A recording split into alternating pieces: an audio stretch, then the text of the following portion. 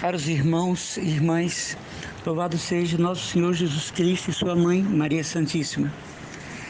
É do nosso conhecimento na Escola dos Santos que quando nós rezamos a Deus, quando nós oramos a Deus, Ele tem 3 respostas: não, sim ou espere.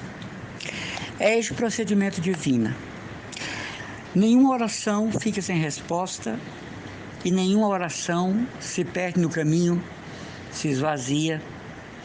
Nenhuma oração deixa de chegar a Deus porque foi feita em seu nome, em nome do seu Filho Cristo Jesus. Mas o tempo da resposta está dentro dessas 3 condições: sim, não ou espere. Deus não abandona seus filhos e nem despreza nenhuma oração feita a Ele.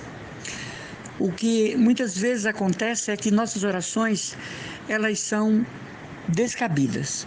As nossas orações, elas são de caráter interesseiro. Muitas vezes nós conversamos com Deus para pedir. A nossa relação com Deus é uma eterna petição de coisas em favor de pessoas, apresentando a Deus situações. É como se Deus fosse apenas um dispensário. Deus fosse apenas uma, digamos assim, adega, onde a gente vai buscar o que precisa e na hora que precisa. Não há uma relação de amor com Deus. Não há um contato unificante com Deus na oração. Então esse tipo de prece, esse tipo de oração desagrada a Deus, que tem prazer em nos atender, mas o desagrada. Porque são orações apenas interesseiras, novenas interesseiras, cercos interesseiros, correntes de oração interesseira. Não há a dimensão do louvor, do agradecimento, da comunhão, da interação com Deus. Tem gente que diz, eu lá quero saber disso, né? Que isso fique para os monges, que isso fique para os de clausura, que isso fique para os contemplativos. Então vira uma relação comercial com Deus, em que Ele tem que me dar o que eu quero, na hora que eu quero, nas condições que eu quero. E Deus é o Senhor, Ele não se submete a nós, Ele não se torna capacho nosso. Tem um jeito de pedir as coisas a Deus, tem uma maneira amorosa, filial, de chegarmos até Deus.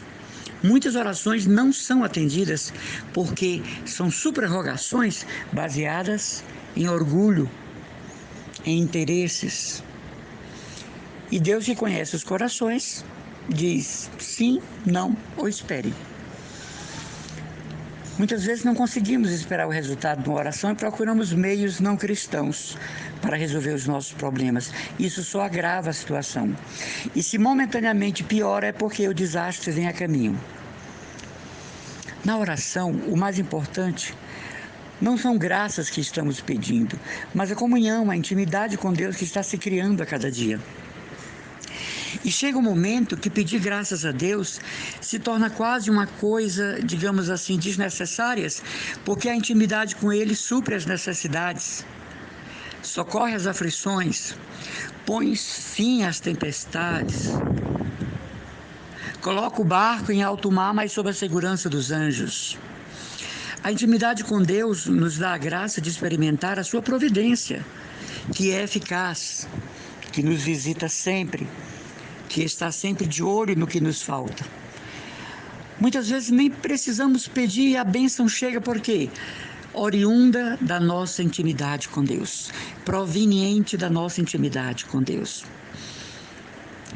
Os santos são assim, foram assim. Quando eles pensavam em pedir uma coisa a Deus, já estava em suas mãos, mas isso fruto antes da vida de união com Deus, né? Da vida unitiva com Deus. Tem pessoas que não alcançam graças porque chegam para Deus e dizem, Senhor, cura minha mãe. Essa oração dificilmente será atendida. Não é assim. Cura minha mãe porque preciso dela.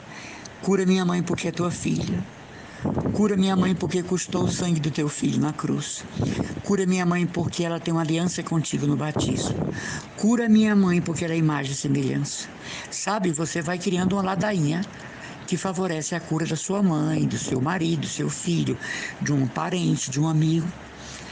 Muitas vezes o marido sai de casa, a esposa diz, vai com Deus. Isso não é oração. Por melhor que seja a intenção. Senhor, manda teus anjos. Acampa teus anjos onde ele parar, onde ele estiver.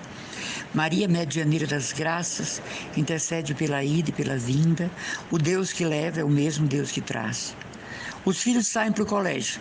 Deus abençoe. Tudo bem. Senhor, meus filhos estão em tuas mãos. Senhor, meus filhos te pertencem mais do que a mim. A tua graça repousa sobre eles e eles são destinatários das promessas de tua graça. Ah, irmão, eu não sei rezar assim. Se aprende. A intimidade com Deus ensina a rezar. Ah, irmão, eu não tenho tempo para rezar isso. Senão a panela queima. Que queime a panela, mas não queime a sua oração. Tem pessoas que vão fazer uma viagem longa e dizem apenas isso. Fique comigo, Senhor, me protege. Tudo bem. Mas poderia contemplar Deus na natureza? Poderia louvar a Deus no espaço que vai? Poderia ter um momento de união com Deus quando chegar na cidade, quando se alojar? Bendizer a Deus pela viagem em que tudo correu bem e já consagrar a volta. Então tem orações que não são atendidas porque nós tratamos Deus como um menino de recado nosso. Deus é Deus, irmãos. Deus é grande, Deus é santo, soberano. Então, ao fazer uma oração, a humildade do pedir, a simplicidade do pedir, e nos colocarmos na posição de servos, de filhos, que vem muito amorosamente pedir a Deus suas graças. Não que ele seja um Deus zangado, imperoso, virulento, emocionalmente abalado. Mas se a gente contar no Antigo Testamento, perde as vezes em que aparece a palavra a cólera do Senhor. Mas se você estuda a Bíblia, você sabe que a misericórdia do Senhor é muito mais numerosa, não é? Nas passagens do Antigo e Novo Testamento. Mas nós precisamos saber rezar. Por exemplo, um texto distraído não tem valor para Nossa Senhora, né? Quanta gente reza o texto assim, né? Ave Maria, cheia de graça. Essa porta, menino.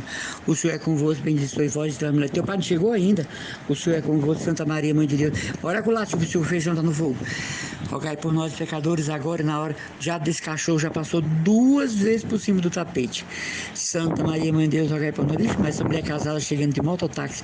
Ave Maria, cheia de graça, o Senhor é convosco, bendita sois vós entre as mulheres. Vixe, eu tenho que ir no centro hoje.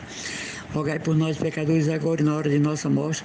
Vixe, a vizinha até com dinheiro, reformando a casa para o Natal. Entende? Melhor não rezar o texto, né?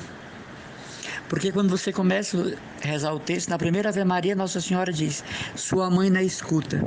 Prossiga, minha filha. Prossiga, meu filho. Oração é coisa séria. Eu que vivo aqui no eremitério, rezo a liturgia das horas 7 vezes por dia e fora a liturgia das horas tem uma minha oração pessoal. Eu sei o quanto é sério parar para falar com Deus. Se você fosse falar com o presidente da República, você iria com qualquer roupa? Se você fosse ser atendido pelo governador do estado, você ia de short? Com a camisa do seu time? Não, né? Você iria usar a rigor uma roupa compatível com a autoridade que você vai falar. E por que nós somos tão desleixados quando vamos falar com Deus? De qualquer jeito, de qualquer modo. Uma senhora me contava esses dias que saiu de casa e foi ao centro e deixou uma vela acesa pela alma da cantora Vanusa. E ela disse que a vizinha respondeu que a casa estava pegando fogo. Então ela pegou um táxi desses rápido e chegou em casa, mas ainda bem que era uma mesa plástica, né? Uma mesa plástica que estava pegando fogo porque a vela, ela não fixou bem a vela e a vela virou. E aí ela me disse, tá vendo, irmão? Eu estava acendendo a vela pela Vanusa, pela alma dela, e olha o que aconteceu na minha casa. Eu disse, primeiro, Vanusa não tem nada a ver com isso. Ela precisa de oração? Precisa. Segundo, a senhora não deve ter fixado bem essa vela, né?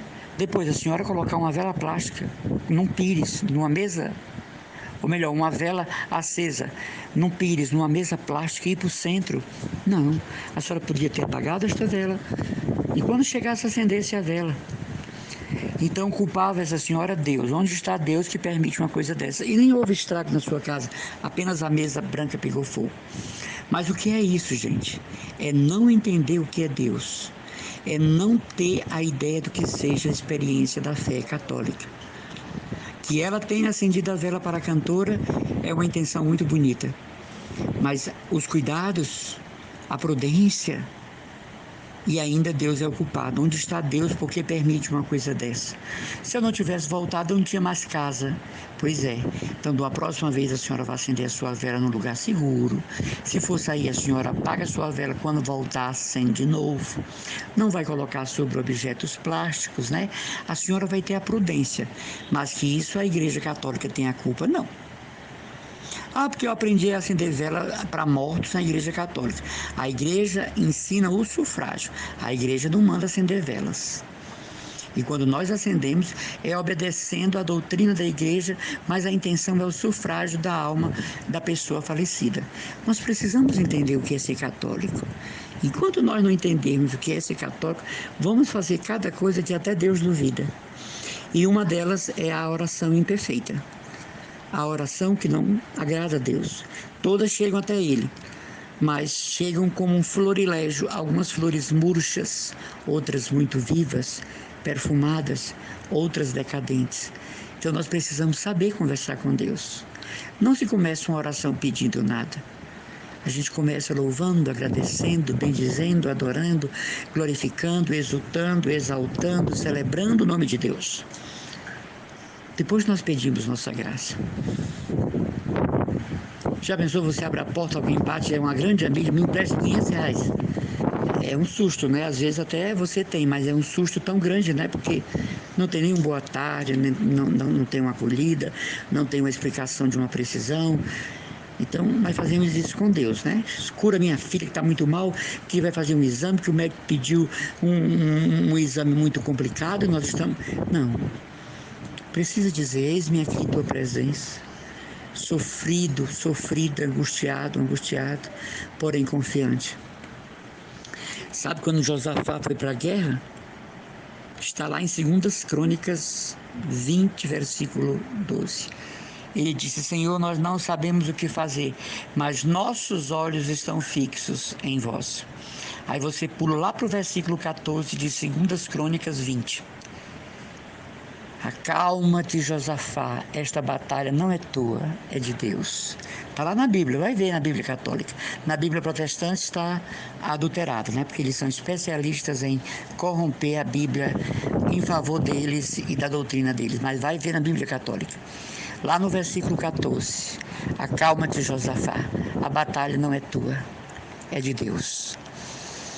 Que coisa maravilhosa, né? Saber que grandes batalhas nossas pertencem a Deus. Que grandes conflitos nossos serão resolvidos por Deus. Então, nesse dia, queridos irmãos, a reflexão é sobre a oração bem feita, a oração perfeita que agrada a Deus e o modo de nos comunicar com Ele, que deve ser levado muito a sério pelo simples fato e único fato dele ser Deus, basta isso. Então a gente não se apresenta uma autoridade de qualquer jeito. Você imagina quando nós falamos em Deus. Não, mas para mim Deus é uma coisa muito simples, Deus me deixa à vontade. São pessoas que desonram Deus. Não, a minha relação com Deus não tem nada dessas coisas, eu vou para Ele, diante dEle, me apresento. Não sabe o que é oração, né? O conceito de Deus é o pior possível dentro dessas pessoas, né? Então é nesse aspecto que o cristão católico presta reverência a Deus, porque nós não estamos falando com um líder qualquer, nós não estamos falando com um líder político e nem com um líder religioso, nós estamos falando com aquele que está acima de todos os credos e é o Senhor. Então é preciso sabermos entrar, não é, na sala do trono e estabelecer com Deus uma relação de louvor e adoração e fazer nossos pedidos em nome do Filho dele, pela intercessão da mãe dele, mas saber rezar. Não tem oração que, por mais aflita, impeça a nossa concentração em Deus e o nosso respeito à sua presença. Um abraço do irmão Emanuel Maria, da comunidade Cristo Dominus.